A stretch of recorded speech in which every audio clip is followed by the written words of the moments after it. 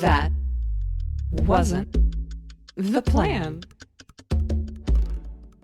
Last week on That Wasn't the Plan, we sat down with Melissa Kegler, marathon swimmer, ice mermaid, and the woman who held the U.S. ice swimming distance record for exactly 30 days before it was taken from her. She told us about her journey from quitting her college swim team to becoming one of the most accomplished open water swimmers in the country. And then she told us she was going to get that record back. This week, she tells us how. And trust me, nothing about it went according to plan. So that was my journey. And then, coming into 2025, it was like the winter that almost wasn't. You have been searching for cold for months and months and months. And then when we spoke a couple weeks ago, you were like, it's now March. Winter, is kind of, we didn't really have much of a winter here in the Northwest. And you were like, I just don't think it's going to happen this year. I can't find cold water anywhere. And you were looking in Colorado, you were looking in Tahoe, all over the Northwest here. There just wasn't cold enough water. Literally everywhere. You can't have too cold, because then you run into safety issues. So it has to, it's a Goldilocks zone for this ice swimming. Then like a fluke thing happened here. I was sitting on an airplane last Friday. We were delayed 5 hours because overnight we had this massive winter storm and we got snowed on. And I bet Melissa woke up that morning and was like, hell yeah. So, so talk to us, like, when you kind of had this knowing of, this is it, I actually know where I'm going to go, or how did you figure out where you were going to go? The storm was, it was like that divine intervention for ice swimming. So that this entire process started actually January 2025. And at that point in time, I was looking at doing an ice swim in Alaska in late July. And so I had this theory because I wanted the world distance record for females at that point. And I have this theory that a summer ice swim is possible in cold enough water. So you have the glacier water coming in that's super cold, that's below what is required. And it mixes with the seawater that is above the required ice swim temperature. And there is going to be a zone where those two waters mix, and you will be able to find that location. Like, I call it the unicorn swim, but you'll be able to find this location where you can basically put yourself in the perfect water temperature, because if it's too cold and it's too warm, there's going to be a convergence area. And if it's in the summer, maybe I can get sunshine in 60 degrees. I mean, how great would that be to be breathing in warm air, to have sunshine, and be swimming at exactly like the exact temperature you need. Yeah. And I thought, okay, it's going to happen. So put that plan into place. Lots of other dramatic issues leading up to that. But long story short, 2 weeks before the swim, my boat canceled. And there's a mechanical issue on the boat. They put all their charters out on other boats. So I said, okay, cool. Called the other boat to just get an idea of what it was like. And they didn't have a swim platform. And I thought, well, that's kind of important specifically for me. And at that point in time, it's 2 weeks to go in the middle of the summer in Alaska, which is prime tourist season. And I said, you know what, there's been too many signs this year of this swim not working. I have to take those for what they are and just call it and be done with it. So I said, okay, I'll take the month of August off, and then I'll get ready to do the swim in the winter. So I thought it would be a great idea to go back to Colorado, because that's where it all started. I know the people there. I have really good memories there. Colorado's notorious for having a lot of sun, and like warmth of that sun feels so much better because you're so further up, and I'll deal with the altitude issues. So that's what we're going to do. We're going to go to Colorado. And so I started putting my crew together, got in touch with Colorado people, and said, I don't know when it's going to happen, probably around Thanksgiving. The Colorado team said it's probably going to be a little later, maybe early December. So that's what we were gearing for. And then early December came and went, and they said it's probably going to be mid-December. Like, okay, it's almost go time. Mid-December came and went, and now it's Christmas, and I'm thinking, oh my gosh, flights are going to be so expensive for last-minute booking. And then I got the word, like, hey, you should be on standby for this coming weekend. I'm like, okay, it's here, we're ready. And then Christmas, New Year's came and went. And it was like that for 3 months. It was so warm, and the weekend finally came where it was really gonna happen, and it had dropped, and then they opened the dam for flood control in Colorado, and it raised the water temperature back up. And I just thought, okay, so that's something I wasn't expecting. That wasn't the plan. Yeah. And how am I going to what control do I have, and how am I gonna prevent that from happening in the future? And short stories, you can't. I mean, it's not up to anybody when the government, opens the dams. So in the meantime, I'm flying in and out of Lake Tahoe, trying to train at elevation, taking a whole bunch of data in Tahoe because, Tahoe, everybody said an ice swim is not possible, which I think it is, which is a separate topic for this coming year. But like, I'm spending all this money on flights to Tahoe. I'm looking at, the Great Salt Lake. I'm looking up at Alaska. I'm looking anywhere, even locations here in Seattle, and there's just nothing. Like, none of the water is cold enough. It's all 1 degree above what it needs to be. And my safe spots, which are like spots that notoriously always drop that are too cold, weren't even cold enough. I don't know what to do. And I was so focused on Colorado, I missed all the windows of the temperature dropping on the East Coast. So I couldn't take any advantage of those spots because now it was too cold or frozen over. And it was just this back and forth every 2 weeks. I mean, you imagine the stress of England, and everybody said, oh, it's a lot like the Dover coaster. I said, no, the reason it's not the Dover coaster, which Courtney is your wait window and when you do the English Channel of like when you may go, but it's a week. So you have a weather window of a week, and they kind of slot you in when the weather's optimal. And I said, no, this is not the Dover coaster because the Dover coaster is a week, give or take a few days. This has been 5 months now. I mean, it's like, imagine gearing up and getting emotionally ready, financially ready, and organizing crew to go with you who are spending their time, taking time off from work, switching shifts. And then you have like the logistics of getting permits, depending on the park you swim at, like permits ready, dealing with emergency responders and crew who are there to help you, and doing that every 2 weeks, ramping up, and then just being like deflated. And then you have a full-time job. Yeah, and I'm telling my boss every 2 weeks, hey, I may be gone last minute this week, Thursday and Friday. And it was just to continue getting excited and then being let down and disappointed and have no other option, knowing that you're trying, and then also feeling the pressure of, I have to balance work with this. I have to get all my work done. I have to get my crew ready. People that change shifts for you that, now their schedule is screwed up. People that have bought tickets that, may not be refundable. All this stuff is just, it's so much pressure. And, the mental or the physical strain of your body too, of, having to continue hypothermicizing yourself for that long and, training and just being mentally checked in, like it definitely took its toll. So my coach, Dan Simonelli in San Diego, he said, for Colorado, you got to put a cut date on it, and that's it. So once it hits this date, if you haven't done it by then, you just got to be done with it to like mentally relieve yourself of the stress. So I did, and it instantly helped. Like, I was having nightmares. I was having like just all this stuff related. And the minute I said, no, I'm not doing it anymore, it all stopped. But then, well, there you go. But then what am I going to do? Like, I haven't achieved my goal. So I said, I'll give the Pacific Northwest 2 more months until March 30th. I have jury duty that I've deferred twice that I can't get out of. So you're like, Judge, but I'm doing this ice swim, so you got to give me a couple. Understand, Your Honor, please.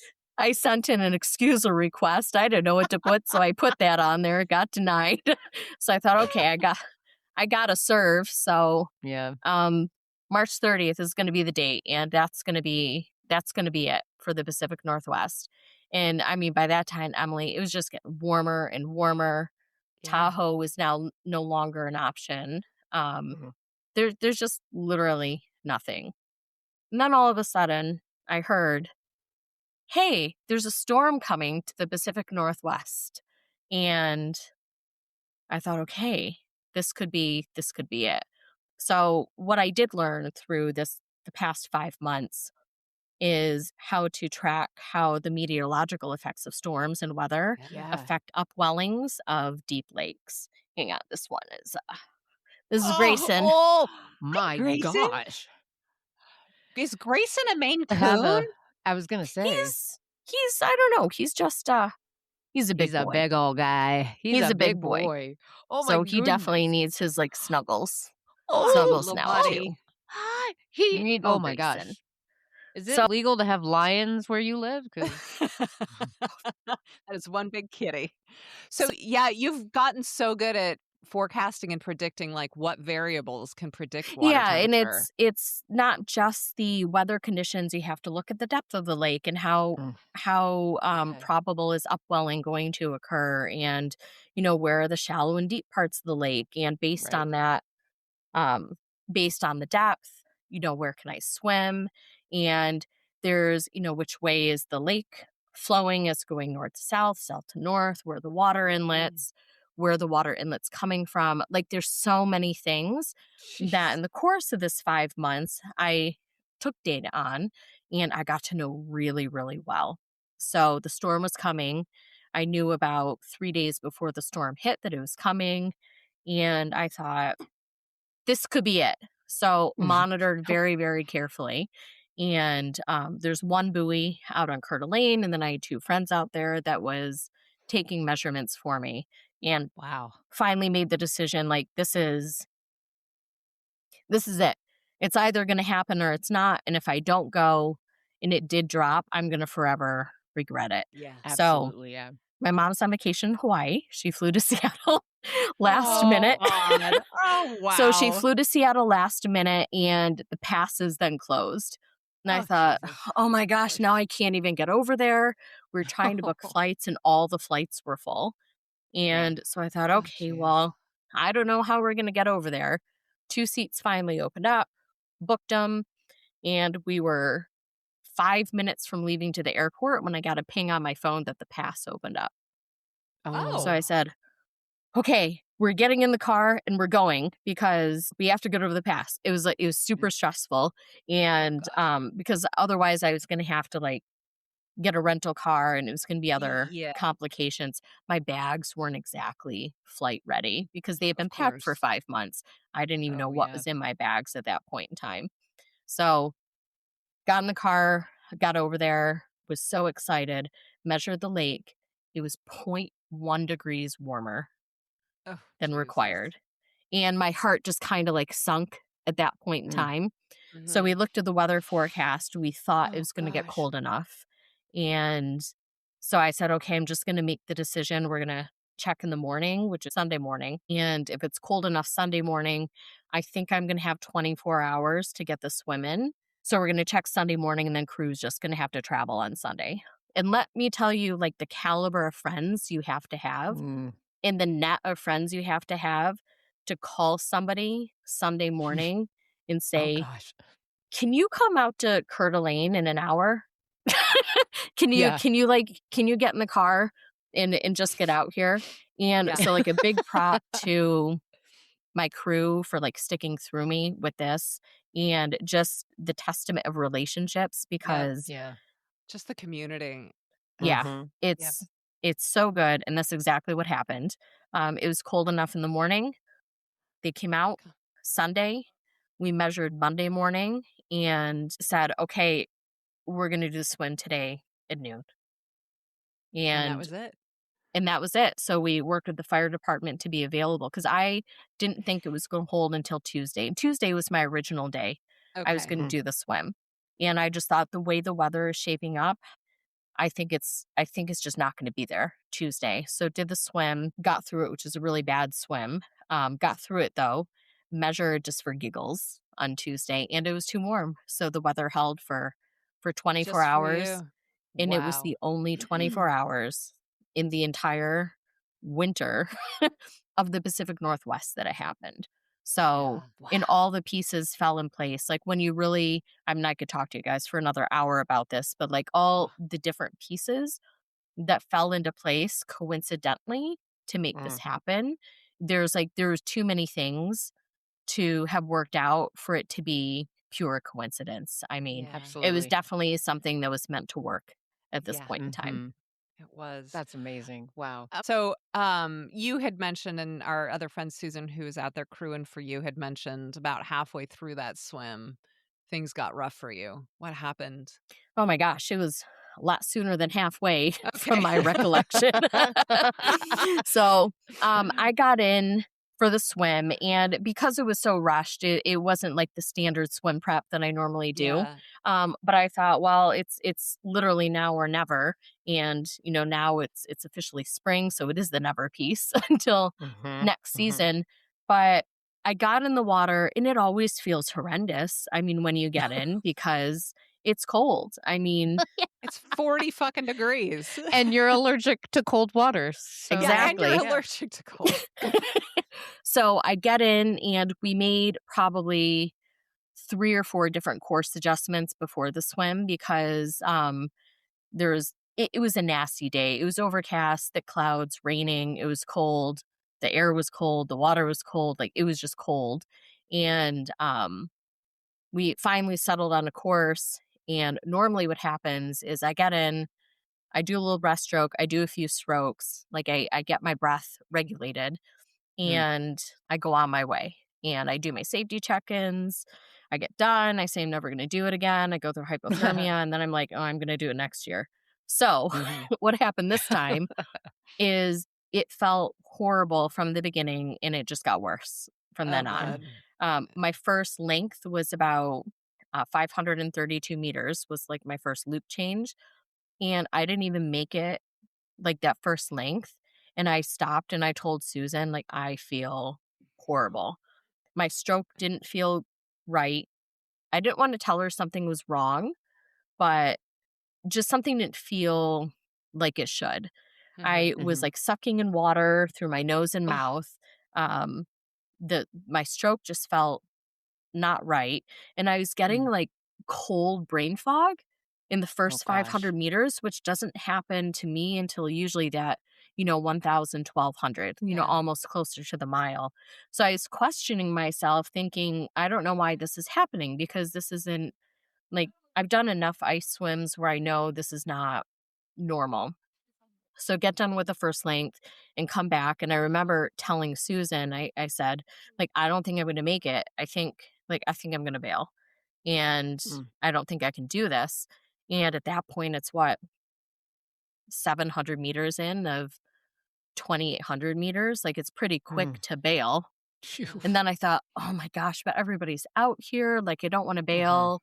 If I'm thinking I'm going to bail, though, my head is coherent because I'm aware I might do it. So I got a little, There you go. bit more to go. That's smart. And I told them ahead of time. So this is probably an important detail. I was out sick for 2.5 weeks beforehand, like that crud everybody's been getting where Yeah. they're on the couch.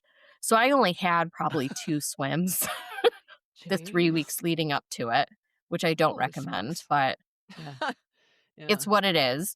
So I thought, okay, well, I don't know, maybe I'll see something in the water to distract me. And so we start going back, and there was just nothing, and I was getting bored. I thought, okay, now I'm getting bored, so I'm not with it. I don't like to swim. I'm cold. I'm complaining. I'm bored. Like, this is shaping up to be a really bad experience. Yeah. So I decided I started feeling unsafe at that point in time too. Oh. And I just felt like I was too far away from the car because I was feeling so cold. And so I had in the original course a loop around the plane because I thought there's like a dock with seaplanes at the end. And I thought, oh, that might be fun to go explore halfway. So I'm going to build a plane loop. And I didn't want to do it. And I said, I just want to go back and do like short loops in front of the car. But then I thought, oh my gosh, if I do short loops in front of the car, it's going to take forever and it's going to just take so long. So, hey guys, this is going to sound crazy. And I know I just told you I'm not going to do it. I'm aware I'm telling you something crazy. So don't say I'm delusional. I want to go around the plane. So we shifted back to the original intended course, went around the plane, which got me to 2.2K, which is my previous longer swim. Okay. And then it was just literally, so I did short 0.15 kilometer loops just back and forth. So at any point in time I could get out. I was already in the bay by the warming car, so I felt safe. But it was a struggle. I mean, it was doing breaststroke because I was never able to regulate my breath the whole swim. Oh, wow. It just, oh, geez, that's I hard. think my lungs just weren't back from being sick. So I was doing a lot of breaststroke, which added a lot of time. And every now and then I just wanted like a little bit of a break. So I would do a very fast float. But then I realized, oh, I wonder if like I look like I'm unconscious in the water. So maybe I shouldn't do the float. The dead man float. Exactly. I just wanted like a little bit of a break and I just wanted to float there. But when you're face down on your stomach floating, it's not a good look. Yeah, the fire safety boat next to you is like, who the fuck are these people? She's dead in the water. Yeah, so I like got out of that state really quickly and said, that's not a good idea. So, but then it was literally my safety kayaker every 10th, like 0.1 kilometers. I would say, hey, where are we at? You're at 2.2. Hey, where are we at? You're at 2.3. Hey, where are you at? You're at 2.4. Hey, what? I'm in the same place. F. I mean, this is too much. Yeah. And then finally I get to 2.8 and then I start to think, ooh, maybe I'll go to 3K and like hit that magic 3K button. But I said, nope, that's not my plan today. I feel awful. There's no purpose in going to 3K. That is so smart that you were able to say that to yourself and comprehend and listen and be like, not today, like save it for another day. Yeah, because the original plan was if conditions lined up and they were these magic conditions, I would go for the female world record. Okay. What is that record? 3.8K. So I would essentially have to do, 3.9. And I was in no position to add on another 1,000 meters at that point. The conditions were like the opposite of what optimal would be. So I just thought, ooh, maybe I could do 3K. But I thought there's like, for me, it was either 2.8 or 3.9. Nothing in between was going to satisfy me. So we're done. I hit my goal. It's good. I'm going to get out. I want to go back to the house afterwards. I rented one with a hot tub because I thought all I want to do is I want to get pizza and I want to sit in that hot tub after this. I want to do that right now. I'm cold. Just listen to the story. Get out and got to the car, went through the normal like hypothermia things. The difference with this hypothermia time though was super cool. So the fire department personnel that was helping out, she was mentioning she was doing a research paper or project on like cold water and hypothermia. So this was the first hypothermic experience I've had where I've had somebody sitting with me that coincidentally is studying the exact thing I'm going through. She's getting to watch somebody go through the process end to end. For her. And I'm getting to ask her all my questions about what my body's doing and she can answer me. And so it was kind of like it was truly a hypothermia can be fun experience. Yes. Put it on a t-shirt. I got to like get all my questions answered and, she got something from it. And I thought, okay, the swim was absolutely horrific. I would never do that swim again, like in those conditions. So I learned a lot from it. But the rewarming process was so much fun. It's educational. Yeah, it was educational. I wouldn't say fun, but it was super educational because I got to learn. And the biggest question I had is when I go through rewarming, I noticed there's like spots of skin that are super, super dark purple blue, Yeah. and it looks like a really bad bruise. And I always Oh. wondered what those were. And they're the histamine reaction from my allergy that are showing through my skin and Oh my blotches. And I God. thought, okay, so now it makes sense why this stuff is Very showing up. It's nothing to worry That's about because I'm fascinating. allergic. So it's like a normal reaction for my body. So it Oh was my just God. like a super cool That is fun. experience. That's learning. Yeah. So Yes. hypothermia is fun. It can be fun. So, It but the can actual be fun. the swim was horrendous. It was the worst, or one of the worst, like one of the worst, if not the worst swims I've performance wise I've had in my life. Just because Wow. nothing felt right. My Yeah. stroke fell off. Like everything that I wanted was for an experience was not there. Um, but I got it done. And so that started me thinking, if I can do this swim under those awful conditions, Hell yeah. and when I'm not feeling good, when I've taken 3 weeks off, essentially, when mentally I was kind of checked out from even doing the swim at that point because I didn't think it was going to happen. If I'm properly trained, if I'm healthy, if I have those magic ideal conditions, I am totally capable of Oh, yeah. going for and potentially getting the female world record. So that was kind of a Absolutely. really Yeah. great thought process. You know, I had a really horrible experience that really taught me something too. Heck yeah. And I And got my pizza afterwards and I sat in the hot tub for 45 minutes and loved it, I bet. which is above the recommended sitting limit for a one-time Yeah. hot tub experience. Well, they But can go to hell. You're an ice swimmer. yeah, I loved it. I loved it. And I had Yeah. my crew to watch me. What So, swimsuit did you wear for this? What did I wear? I wore so I had my red alki cap on and I had red bottoms and a hot pink top. So it That's was, nice. and I had or light pink Crocs. So it was like a red pink Pink. ensemble. Yeah, totally. Which is So cute. I looked Yes. great. on I trend. looked great. Yeah. Of course you did. Duh. And Courtney, because she swims year round in a bikini, she's also really tan. So I'll those get there neon this summer. colors just like pop on her skin. It's Hop gorgeous. and It's lock. gorgeous. Oh my god. Yep. You beautiful creature. Oh I my know she gosh. really is this beautiful mermaid. So Melissa, what's next? Do you want to talk about it? Yes, because I said as soon as I was done, I really seriously don't ever have any desire to do a world record attempt again. That has changed. Absolutely. Duh. Holy That has crap. changed. What I've learned though is that I don't want to the mental toll that this process has taken this year. Let's say hypothetically it happens again next year. The mental toll that ramping up and ramping down for 5 months have taken, the planning. I mean, it's a sheer miracle the planning even worked out. It's too much. And I don't think I'd ever be successful if I went into a world record attempt position, having 5 months of mental stress leading up to it. So my plan is I still want to go for it, but I'm going to go for it when the conditions present themselves. And I don't want the pressure of training for it necessarily. I just want, like, if they happen to be here, then and everything works out, then yeah, we're gonna do it and we're gonna go for it. And I'm happy with that decision right now. What I'm really excited about are some of the mini goals leading up to that. So one of the big things about Tahoe that I learned, I love Lake Tahoe. And I've been told by everybody, including other swimmers, that an ice swim is not possible in Lake Tahoe.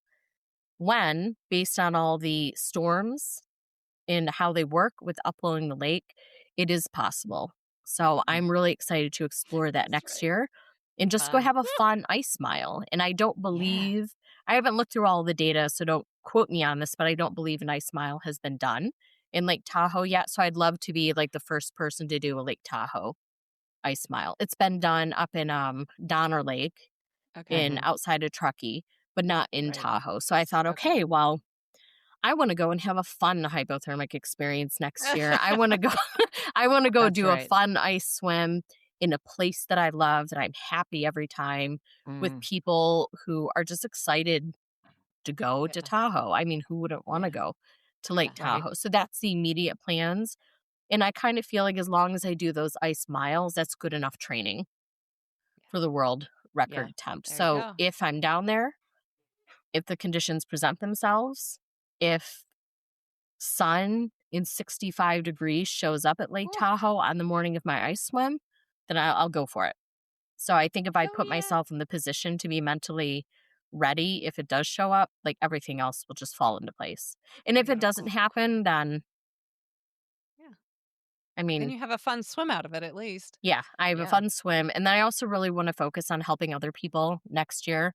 There's a group of ice swimmers who I was mentoring this year, who a few of them went through the qualification swim for the ice mile, but they didn't get an opportunity to Okay. swim because the Yeah. weather was just awful. So Yeah. I'm really looking forward to like taking the knowledge I've learned, passing it on to this group, and really supporting them and getting their ice miles done next year. Oh, that's great. So cool. So lots of good Wow. stuff. Fun What? swims, Absolutely. helping, maybe a world record, who knows? Oh, all the possibilities are just endless. Yes. What's one small way you could tell somebody how to push themselves out of their comfort zone? Yes. Whew, that is a tough question. How to push yourself out of your comfort zone. You know, the first thing that come to mind is I remember having a conversation a long, long time ago with Randy, who I mentioned. And we were talking, and this kind of leans into a little bit more the body positivity side.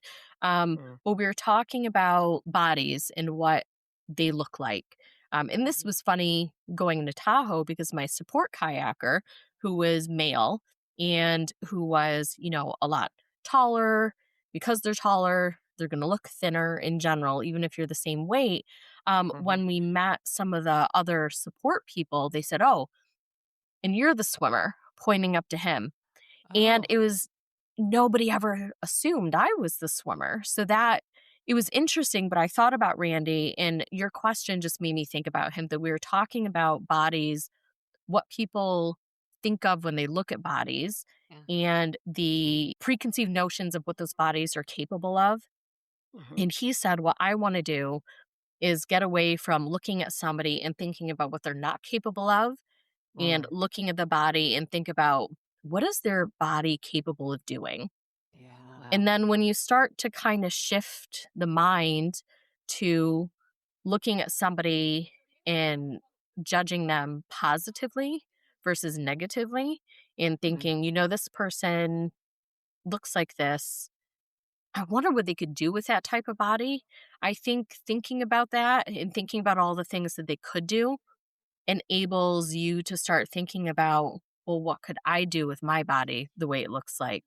And it enables you to try something. And I think that initial trying of whatever activity it is that you're doing, or whatever you think you may be capable, is a really, really critical first step into getting out of your comfort zone.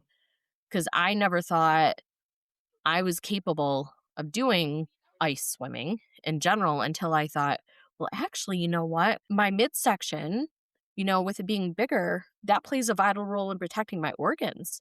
And that's an advantage for ice swimming. So, thinking about and just looking at what people are capable of doing, and again, judging positively, I think is like a Mhm. really important first step to start that mental process and thinking about what you could be.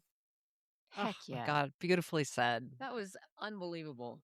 Oh, Gosh. Melissa, I am inspired. Did I just hear Courtney say she's going to do ice swimming? she I did. did. That's what I heard. I've already done it actually during this. You've inspired me so much. I have already swum and I'm phenomenal. There we go. So There we go. I'm absolutely inspired. I'm telling you, because we've done the polar plunge at my parents' lake house, which is, in the typical very, very cold North Carolina, Mooresville, during the winter. We'll do that. And I always win. I'm staying in the water the longest. Everyone else is just weenies. But There you go. we haven't done it in years. And I'm like, every time I do it, I'm so grateful for that shock and that like, because it lights you up, and Mhm. I need to get lit up. So I am taking so much out of what you've shared. Like, it's phenomenal. Melissa, just you are incredible. It is Yes. just the coolest. One final question before we close out, Melissa.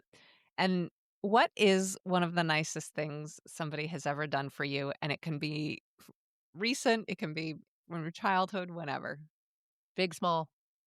Yep, doesn't matter. Oh, there's honestly there's just so many I think about. I think the first thing that comes to my mind is one of my swimmers that I was mentoring, Rose. She was doing her first big marathon swim, and Rose was doing the Catalina Channel. And she was having, just as like all first time marathon swimmers do, she was having a very tough time at the end.